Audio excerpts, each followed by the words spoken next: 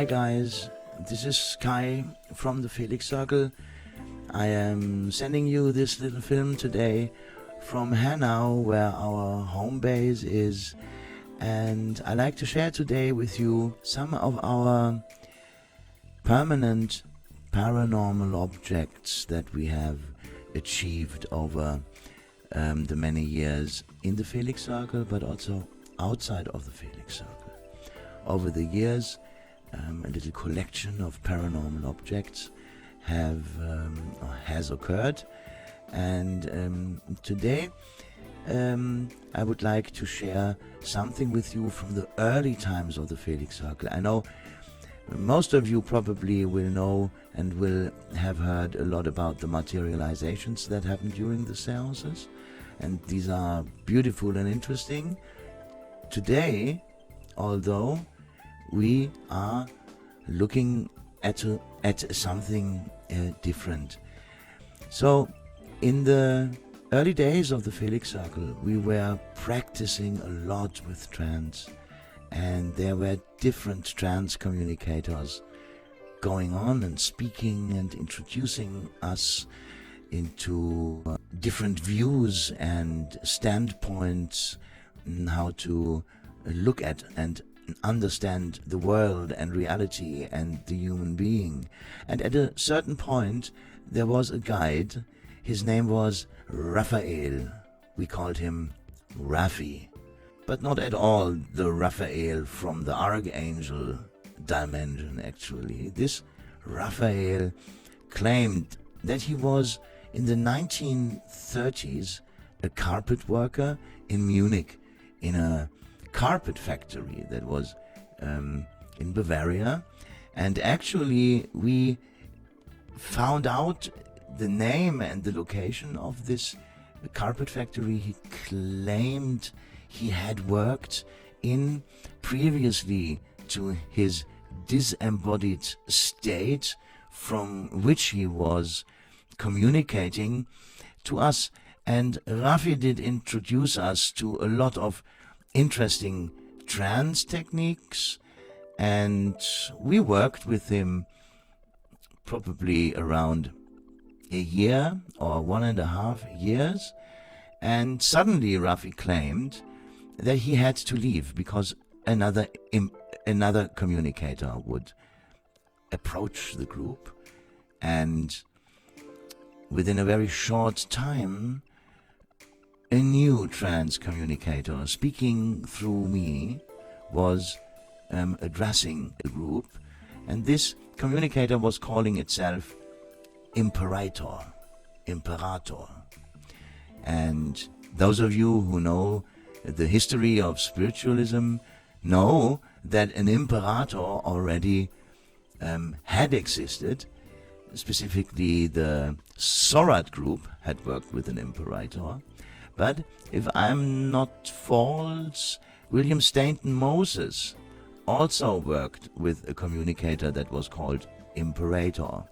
Later we learned that our Imperator had nothing to do with these earlier Imperators, but our Imperator had to do with the chemists.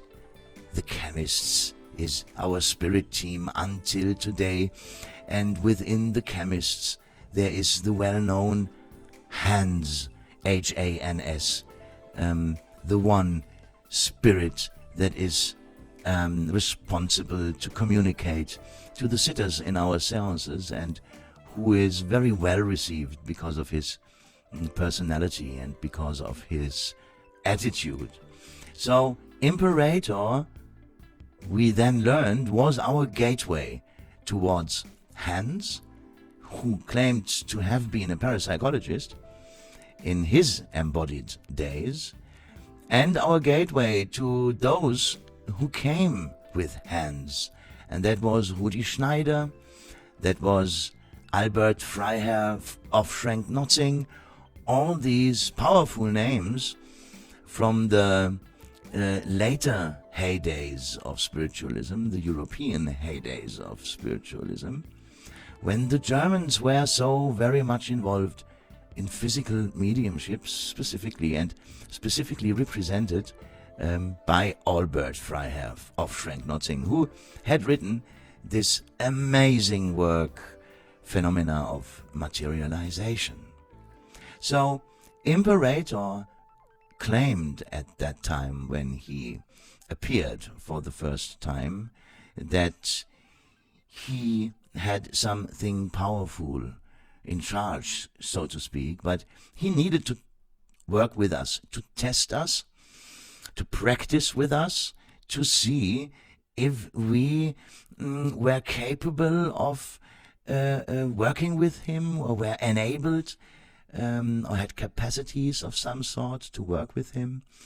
And so he demanded to bring different materials into the seance room. And at these times we were very much contemplating about if we shall listen to Imperator or if we should ask for another guide at that time, because at these times we were so very much in our table experiments, and our table experiments just had rocketed through the ceiling, so to speak. And now this communicator wanted us to buy Polaroid cameras from the 70s. That was not a problem. The problem actually were the films for these Polaroid cameras, because they were really expensive. And he wanted us to buy crystals, heavy crystals, quartz crystals and lead crystals, of a certain size, respectively, a certain weight. And that was not cheap either. Anyway, additionally, we were wanted to have a mirror be cut to a certain size, and he moreover wanted us to manufacture or to build a little box out of wood, and the box had exactly the size for the Polaroid images. So it was these typical Polaroid cameras where the photos actually were coming out of the front of the camera, the quartz crystals around the mirror, in the dark actually. And starting to work with the Polaroid camera, opening it, a quite strong green light was starting to shine and was more or less illuminating at least the one who was photographing. And it was wanted from us that one should photograph. The adjacent sitter was wanted to receive or to take the photo out of the camera after it was transported out of it, overhanding it to the circle leader. And the circle leader was wanted to immediately put the image, still in the dark, respectively everything illuminated by this green light, was wanted to put it in that box, and to sit for a certain amount of time on that box, what was quite uncomfortable, as you might imagine. But of course, after we had decided to work with the Imperator, we were following his demands, and so our circle leader was sitting on that box. We started to work with Imperator, and we started to photograph. We shot dozens of blank photos like this one, and here you see a test photo where you can see the mirror in the table, and on the next photo you actually see as well the box we let cut. And again the mirror. This is the table, and here we see the head of the opposite sitter, and in the mirror you one was seeing the wooden ceiling. Yes, and usually we had to shoot dozens of photos, and then suddenly in between these photos we were finding these paranormal ones, and they were really amazing. So in between all these dozens, and this is only a little excerpt, or a little choose out of the many blank photos we had shot at that time. I did not keep all of them, but these ones I did keep. Our path towards the positive results.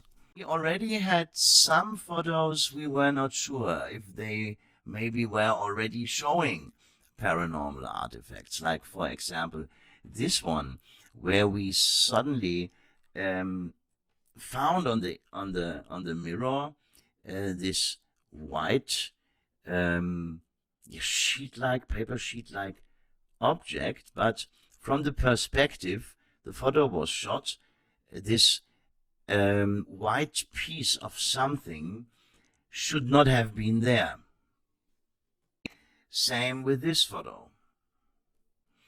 We see here the reflecting surface of the mirror, and on the surface we see a strange kind of substance like something, and this actually also should not have been there at all. Then we had photos that from their perspective made no sense, even though we had a section in the room that looked like this. The photo and the perspective out of which the photo was shot actually should not have grabbed this area. And a last one from these questionable photos is this, where the size of the mirror became strangely malformed, as you can see here. And then suddenly, after a lot of tries, the circle leader was taking out of the box he had set on breeding this image.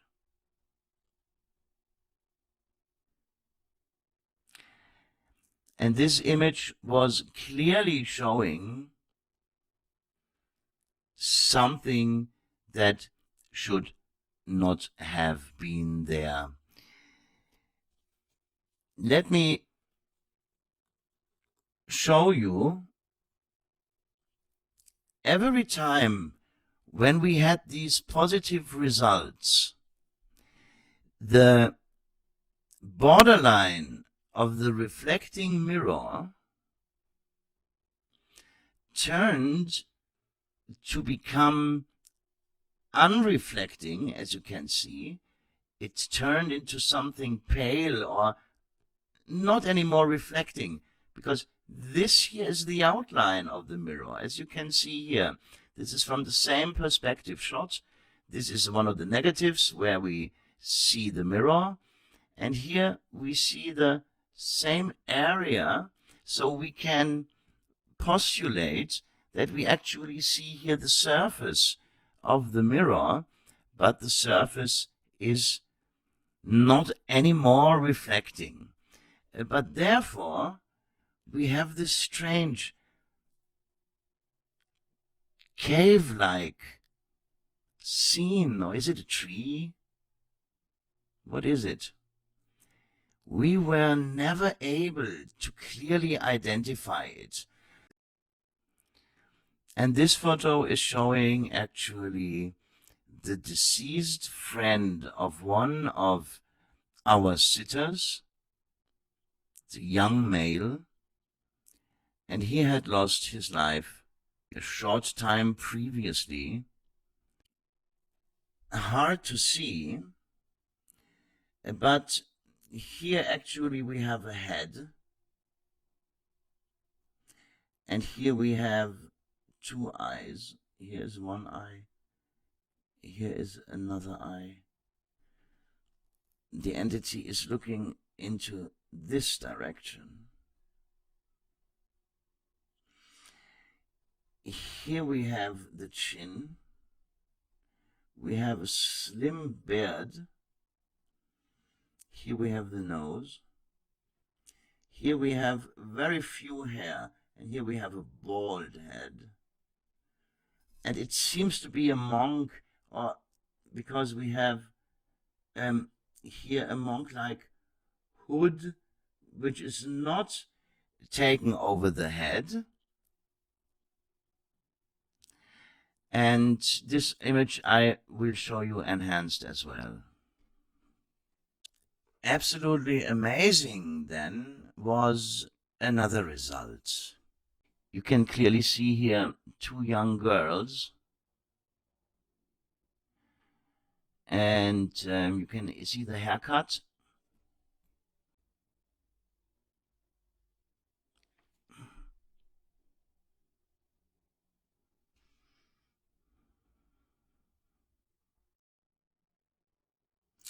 Here you can see that both girls were in slightly different stances or postures, at least what their position to one another is concerning.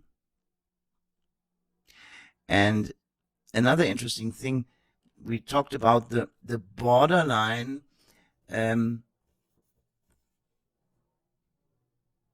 of the image.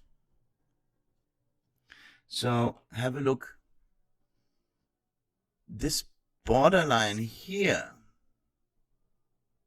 is actually here on this image very well viewable, and it is actually the borderline of the mirror itself laying on the table.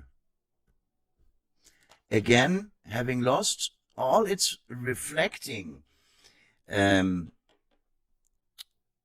characteristics, and behind stays a whitish section with these two heads. The most spectacular here was that one of the sitters was absolutely claiming she knew who it was.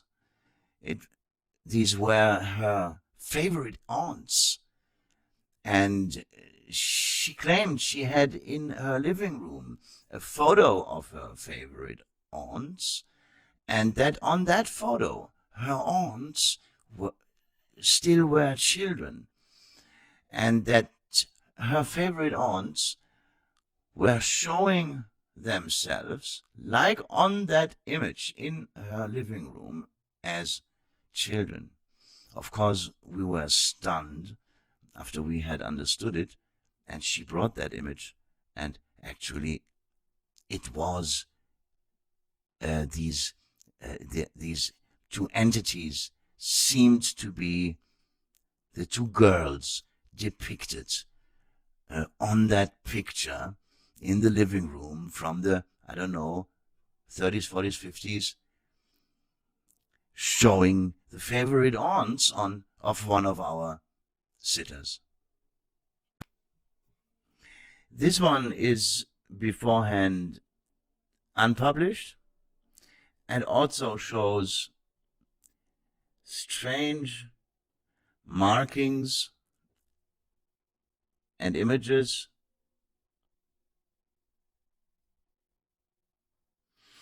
and can be clearly counted to the positive results of this work. At that point, I would like to thank you for your interest in our collection of permanent paranormal objects. Today, you have been introduced to the paranormal extra photography, or the psychic photography, that Imperator was wanting us to achieve. Thank you very much. Goodbye.